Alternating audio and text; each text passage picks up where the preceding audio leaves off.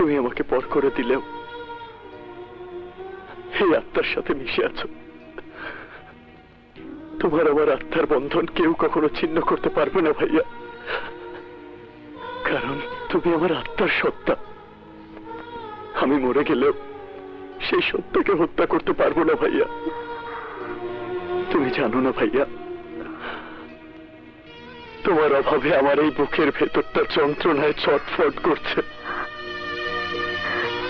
তোমার অনুমতি ছাড়া কখনো এক গ্লাস পানি পর্যন্ত মুখে দেইনি, অথচ আজ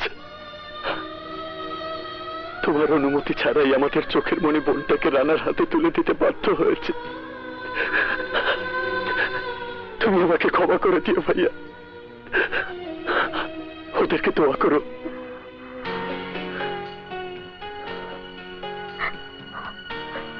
দুরন্ত, তোমার একাকিত্ব জীবনে আমি ছায়া হয়ে থাকবো। তোমার এই দুঃখ কষ্ট আমি দূর করতে পারবো না সত্যি, কিন্তু তোমার কষ্টের ভাগিদার হয়ে পাশে থাকবো। তোমার বুকের যন্ত্রণা দূর করে দেবার জন্য যদি নিজের জীবন দিতে হয়, তাহলে সেই জীবন ভাইয়ের হাতে সঁপে দিয়ে ভাইয়ার বুকে তোমাকে তুলে দেব।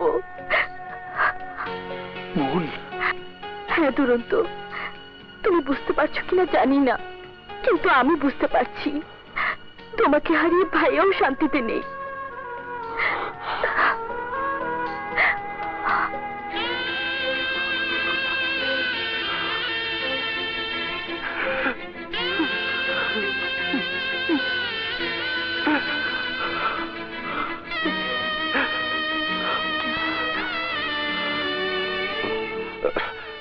ছবিটা এখানে কেন?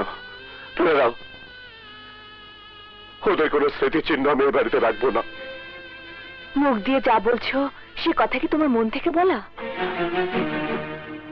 দুর্জয় চৌধুরী যেটা বলে সেটাই বড় কথা। মিথ্যে বললে। তোমার মনের কথাগুলো যে ব্যথার জল হয়ে চোখ দিয়ে গড়িয়ে পড়ছে তা আমি দেখেছি। তাই বলছিলাম, দুরন্ত রানাদোলার বিয়ে দিয়ে ভাইয়ের দায়িত্ব পালন করেছে, বুকে নাই বানিলে পা বাড়িয়ে ওদেরকে দোয়া চাওয়ার সুযোগ দিয়ে তোমাকে তোমার দায়িত্ব পালন করা উচিত। কোনটা উচিত আর কোনটা অনুচিত তা আমাকে শিখিও না। শিক্ষা তো তুমি আমাকে দিয়েছো, যাকে বলে উচিত শিক্ষা। যার শত্রুতার রেশ ধরে রক্তের ভাই বোনকে বাড়ি ছাড়া করেছো, যার মুখের দিকে তাকিয়ে বিয়ে না করার সিদ্ধান্ত নিয়েছিলে, যার খুশির জন্য সেই সিদ্ধান্ত থেকে সরে দাঁড়িয়ে আমাকে স্ত্রীর মর্যাদা দিয়েছো, তোমার সে বুকের ধন বাপ্পি আজ ঘুমায় না, দিন রাত চাচ্চু চাচ্চু বলে কাঁদছে, ফুপি ফুপি বলে অস্থির হয়ে আছে। অশান্তির ঝড় তোমার মনটাকে উলটপালট করে দিচ্ছে। দুর্জয়, এখনো সময় আছে, ওদেরকে তুমি ফিরিয়ে আনো। হ্যাঁ বড় ভাই, ওনাকে ফিরায় আনেন। না, ওদের কাছে আমার চেয়ে যখন ওই রানাই বড় হয়ে গেছে, তখন আমি মনকে পাশন করে মরে যাব। তবুও নিজের আদর্শকে ছোট করব না, কিছুতেই না।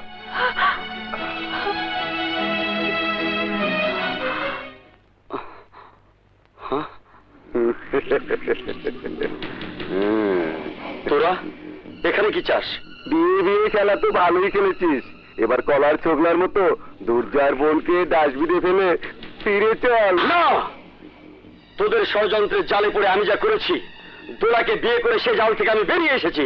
না, বাবার হুকুম অমান্য করলে পরিণাম কি হবে তা তুই ভালো করে জানিস। সুতরাং আমি যা বললাম তাই কর। খবর তথা বলিস, তাহলে আমি তোদের রক্তের বন্যায় আমার জীবনের সব অন্যায় ধুয়ে ফেলবো।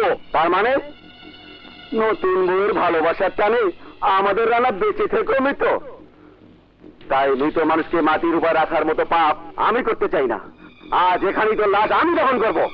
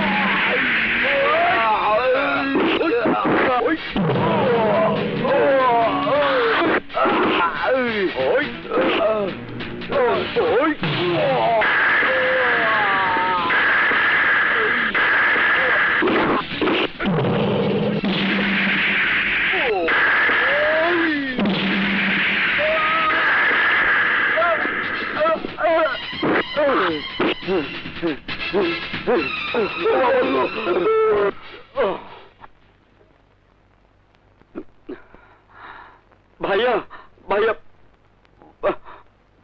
রানা যে বেঈমানি করেছে তার পরিণাম ওর জানা নেই।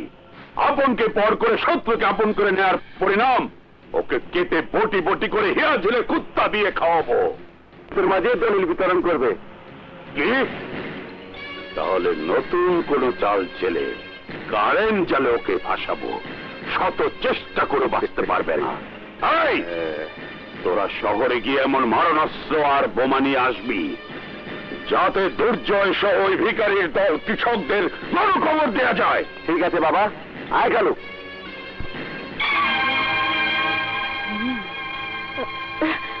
শোনো ভাইজান, ওরা যদি আসতে দেরি করে তাহলে আমাদের হাতে দেরি পড়ে বসে থাকলে চলবে না। আমরা হামলার প্রস্তুতি নিয়ে সময় মতো মামলা খালাস করে দেব। না, আমি বেঁচে থাকতে ওরা আমার ভাইয়ের তিল পরিমাণ ক্ষতি করতে পারবে না। তাহলে এক্ষুনি রেল স্টেশনে গিয়ে ডলার কালকে আটকাও। আজ শুভ নববর্ষের দিনে কি দেখছি? মেঘ না চাইতেই বৃষ্টি। তুরন্ত তুই নিজেই জমের ঘরে ধরা দিলি। জমের ঘর? আরে হাসার কথা তো আমার, আর তুই হাসছিস। কে হাসবে আর কে কাঁদবে তা আজ আমি দেখব। তাহলে দেখ, তোরা দাঁড়িয়ে দেখছিস কি? ধর।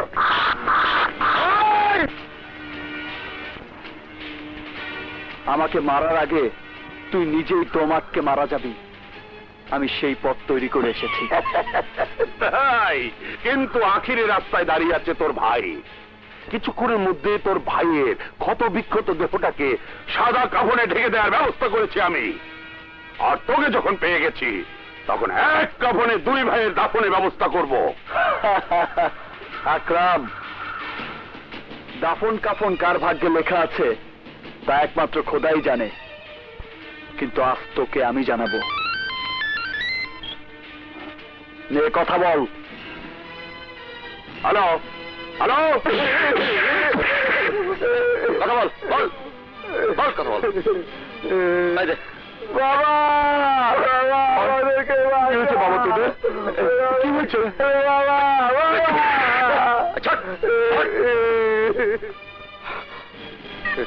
হ্যালো হ্যালো, কিরে কেমন লাগছে বল? কাফনের কাপড় এবার কে পরবে? আকরাম, আমার ভাইয়ের কিছু হলে তোর বংশের শেষ প্রদীপ নিভে যাবে। যা, তুই নিজে গিয়ে আমার ভাইয়ের হেফাজত কর। তা না হলে আমার একটি ফোনে তোর মনে সন্তান হারানোর বজ্রাঘাত হবে। না, আমার ছেলে আর ভাগিনাকে মেরো না। আমি কথা দিচ্ছি, তোমার ভাইকে মাথায় তুলে তোমার কাছে এনে দেবো। আমার মায়ের কসম খেয়ে বলছি। যা, তোরা খুলাম কাজটা। আমার ভাইয়ার মতো বীর পুরুষকে তোর মতো কাপুরুষের মাথায় করে আনার শক্তি নেই। তাই গ্রামের সকলের সামনে আমার ভাইয়ার পা ধরে তুই ক্ষমা চাইবি। তুমি ভাইয়ের জন্য জান দিতে পারলে আমি ছেলের জন্য মান সম্মানে ভয় করি না। চলো। প্রাণ প্রিয় গ্রামবাসী, আজকের এই নববর্ষের দিনে আপনাদের জন্য বাড়তি আনন্দ হলো, আপনারা যারা আমার জমিতে বর্গা চাষ করতেন আজ তারা নিজেরাই সেই জমির মালিক। এই হচ্ছে আপনাদের দলিল। মাদ্দা সাহেব, আপনার দায়িত্বে সবাইকে বুঝিয়ে দেবেন। দুর্জয় চৌধুরী, দুর্জয় চৌধুরী জিন্দাবাদ, জিন্দাবাদ, দুর্জয় চৌধুরী জিন্দাবাদ, জিন্দাবাদ। আপনি আসলে মানুষ নন, ফেরেশতা। তা না হলে বাপদাদার জমি কেউ কি এমনি করে বিলিয়ে দিতে পারে? এই গায়ের মাটি আর মানুষকে আমি ভালোবাসি। এ হচ্ছে আমার ভালোবাসার প্রতিদান। এ দান কেড়ে নেওয়ার চেষ্টা করলে ওই হিরাঝিলের কেউ প্রাণে বাঁচবে না। জয় হোক, হিরাঝিলের জয় হোক, জয় হোক, হিরাঝিলের জয় হোক। হ্যাঁ, এবার আপনাদের দোয়া সেই ক্ষয়ের পালা। তারপর জয়ের মালা পরে হিরাঝিলের আসনে বসবো। খুদা হাফেজ। আসসালামু আলাইকুম। চৌধুরী সাহেব, আসসালামু আলাইকুম।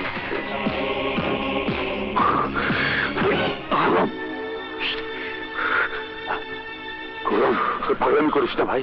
শোন, দুরন্ত হারামজাদার ডন আর কালুকে কিডন্যাপ করেছে। দুর্জয়কে কিচ্ছু করা যাবে না। ওর পা ধরে ক্ষমা না চাইলে ডন কালুকে তুরন্ত মেরে ফেলবে। ভাই আমার, ভাই ভাই, ঠান্ডা ভাই, ঠান্ডা। দুর্জয়, তুমি অসহায় মানুষের জন্য এত ভালো কাজ করছো, আর অমানুষের মতো আমি তোমাকে মারার জন্য খুরমকে পাঠিয়েছি। তার জন্য দুরন্ত আর রানা আমার ছেলে ডন আর ভাগিনা কালুকে কিডন্যাপ করেছে। আমি আমি আমি তোমার পায়ে পড়ি। কুকুরের লেজ তাহলে সোজা হলো। আমাকে ক্ষমা করো, আমি আর কখনো তোমার পিছু লাগতে যাব না। ওদেরকে ছেড়ে দাও ভাই। এই, তোর ছেলে আর ভাগিনাকে নিয়ে যা।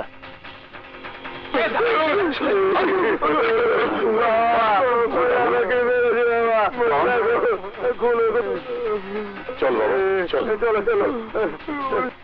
চল খুরম, চল।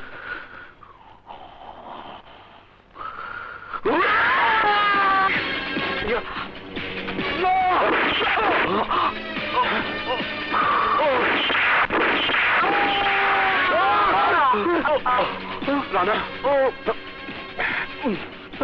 তাড়াতাড়ি নিয়ে চল।